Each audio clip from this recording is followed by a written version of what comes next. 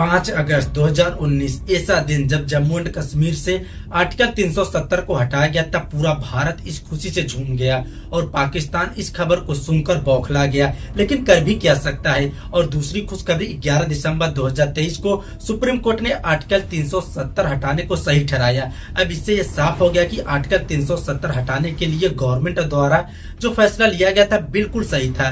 लेकिन सवाल ये है कि आर्टिकल 370 को हटाना इतना जरूरी क्यों पड़ गया और क्या है जम्मू एंड कश्मीर का इतिहास, आइए जानते हैं इस वीडियो में। अगर हम इसके इतिहास की बात करें तो जम्मू कश्मीर और लद्दाख दरअसल 3 अलग अलग क्षेत्र है। जब भारत आजाद हुआ तो भारत का एक बहुत बड़ा भूभाग धर्म के नाम पर अलग हो गया, जिसका नाम पाकिस्तान रखा गया।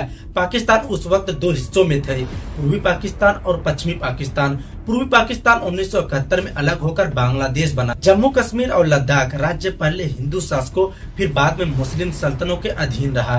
बाद में यह राज्य अकबर के शासन में मुगल साम्राज्य का हिस्सा बन गया। सन 1756 से अफगान शासन के बाद सन 1819 में यह राज्य पंजाब के सिख साम्राज्य के अधीन हो गया। सन 1846 में रणजीत सिंह ने महाराजा गुलाब सिंह को सौंप दिया। जम्मू और कश्मीर के अंतिम महाराजा हरि सिंह थे और उन्होंने जम्मू और कश्मीर को एक अलग देश बनाना चाहते थे। लेकिन 16 अक्टूबर 1947 को पाकिस्तान ने कश्मीर के साथ स्टैंड स्टिल समझौता तोड़ दिया और अनाज तेल सब कुछ बंद कर दिया। 22 अक्टूबर 1947 को पाकिस्तान ने जनजाति लड़ाकों की मदद से कश्मीर पर हमला कर दिया।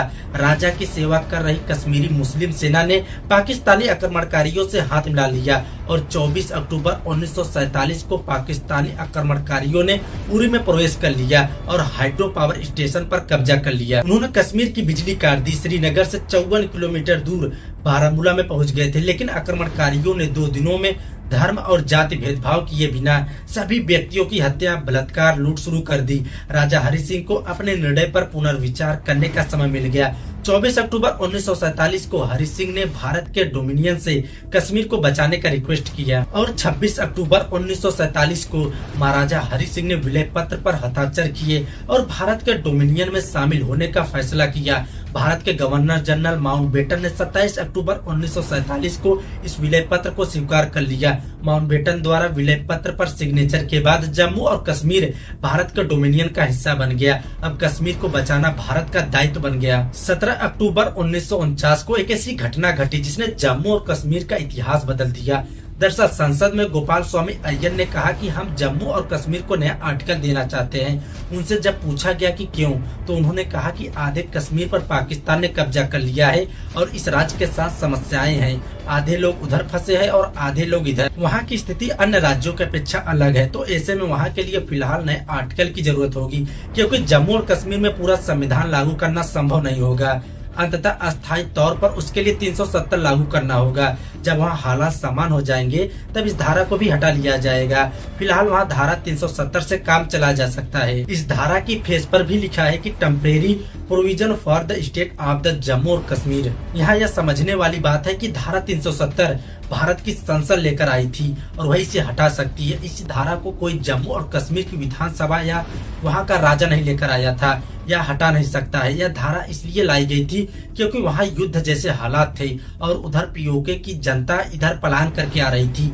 ऐसे में वहाँ भारत के संपूर्ण संविधान को लागू करना शायद नेहरू ने उचित नहीं समझा। लेकिन यह भी कहा गया कि इसी बीच वहाँ भारत के संविधान को वह कानून लागू होगा जिस पर फिलहाल वहाँ कोई समस्या विवाद नहीं है। बाद में धीरे धीरे भारत के संविधान के अन्य कानून लागू कर दिए जाएंगे।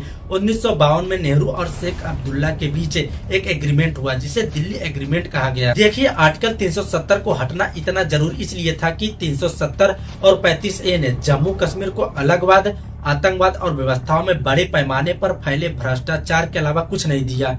इन दोनों अनुच्छेदों का देश के खिलाफ कुछ लोगों की भावनाएं भड़काने के लिए पाकिस्तान द्वारा एक शस्त्र के तौर पर इस्तेमाल किया जा रहा था। इसकी वजह से पिछले 3 दशक में लगभग 42,000 निर्दोष लोगों की अपनी जान गंवानी पड़ी। जम्मू कश्मीर और लद्दाख का विकास उस गति से नहीं हो पाया जिसका वह हकदार था। अब व्यवस्था की ये कमी दूर होने से जम्मू कश्मीर और लद्दाख के लोगों की वर्तमान तो सुधरेगा ही, उनका भविष्य भी सुरक्षित होगा।